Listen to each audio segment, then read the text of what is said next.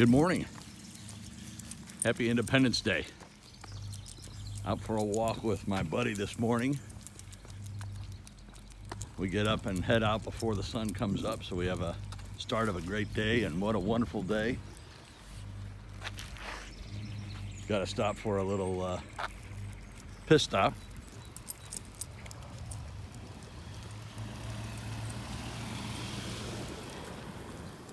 So today's Independence Day, and just wanted to take a moment and let me turn this around. Just wanted to take a moment and talk about Independence Day.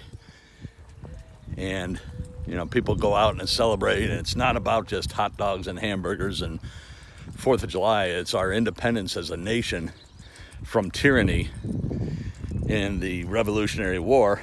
This morning I was doing a Bible study and never heard of this hero before, but his name was Patrick Francisco, and at age 15 he was 6'6", 260 pounds. He was an indentured servant, which, if you don't know what that means, he was actually a slave. You made an agreement with someone. They put you, they paid you, or they put you in a job, room and board, and you worked for them for so long, 6, 8 years, whatever it was, whatever the agreement was, and then you got your freedom. So as a 15-year-old, as I said, 6'6", 260 pounds, he was an indentured servant. He went to his quote-unquote master, said he wanted to join the Continental Army to fight the British, and his master said, well, why don't you wait one more year till you're 16. On his 16th birthday, he enlisted to fight in the Revolutionary War, and George Washington, at the end of the war, 1781, said of this man, Peter Francisco, that he was a one-man army. He was wounded 8 times in battle. Amazing wounds, too. Horrific. Slashed across the belly. But he was a hero during the war. He was even presented with a sword that was 6 foot long. So he's 6'6", so it came up to his nose, maybe, chin. 6'6", and the blade was 5 feet long. He went into battle. I need to go back and study it again to find out how many kills he had.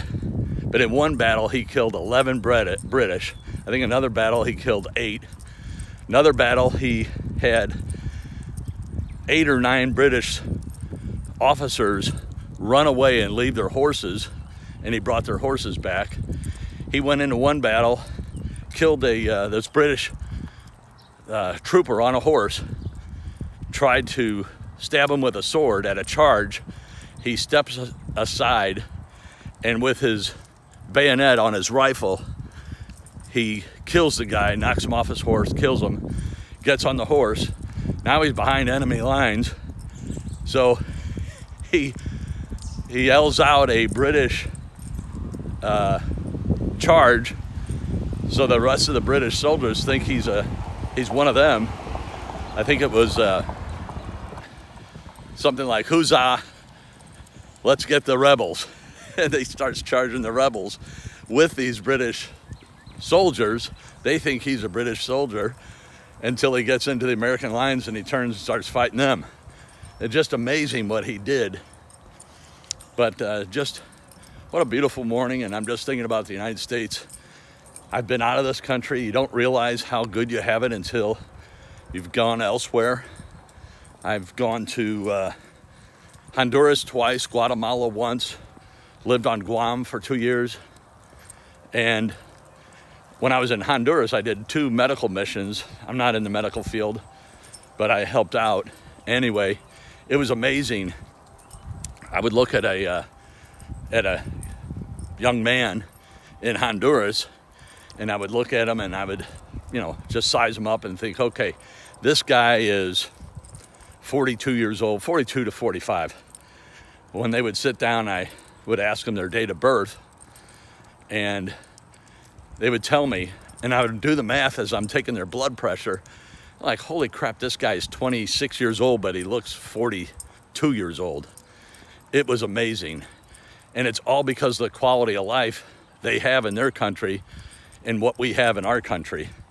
And we are so spoiled here. And if you take the time to learn history and to learn how fortunate we are, you start to really value the United States. Sun's coming up and right in my eyes. But something else I wanted to mention is, the term John Hancock. Put your John Hancock here. You ever take the time to think what that means? He was one of the 56 signers of the Declaration of Independence.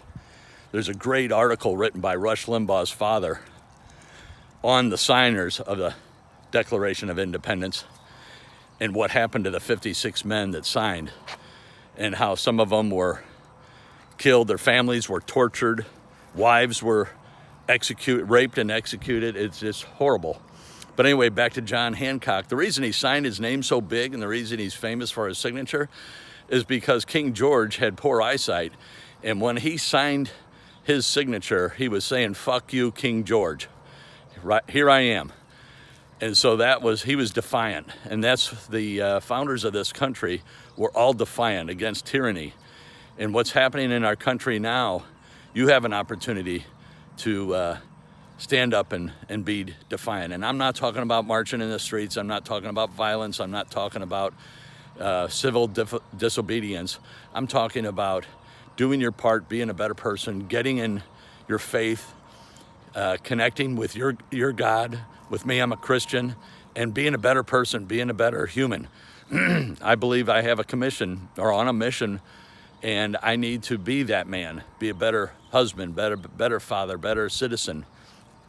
Something for you to consider. I got to pick my dog up and take him, and so the camera's going to kind of get jiggled, but I want to show you a couple flags that I fly because they have an interesting story. So just a second. So this is my good friend Forrest, named after my wife named him after Forrest Gump. I named him after Nathan Bedford Forrest, which was a Civil War hero. But anyway, I'm going to turn around and show these flags. So I got 2 flags here. I bought 10 of these. In 2011, St. Louis had on Art Hill, flew these flags on Art Hill. And it was the first time that a flag for every person that was killed in the trade towers coming down were recognized. So each flag I have has that marker on it, and it's dedicated to a person that was killed when the trade towers came down. I have 10 of them. So I bought them in 2011. Here it is, 22. So I've got them. I've had them for 11 years. I fly them on Flag Day and Independence Day and various Memorial Day. So anyway, it's Happy Independence Day. Take the time to learn some history, study some history. Check out Peter Francisco. You'll be amazed. He died in 1831 at the age of 70, but he had a long, fruitful life, an amazing man. 6'6", 260 pounds at age 15, entered the war at 16, and George Washington called him a one-man army as the wind is catching Old Glory. And take the time to listen to some patriotic music. Battle Hymn of the Republic's a beautiful song. We don't live in a democracy. We live in a republic, constitutional republic. Learn your history, learn about your country, fall in love with it all over again, and perhaps we can turn this thing around and all benefit from it. Thanks again. Happy Independence Day, and enjoy your time with your family.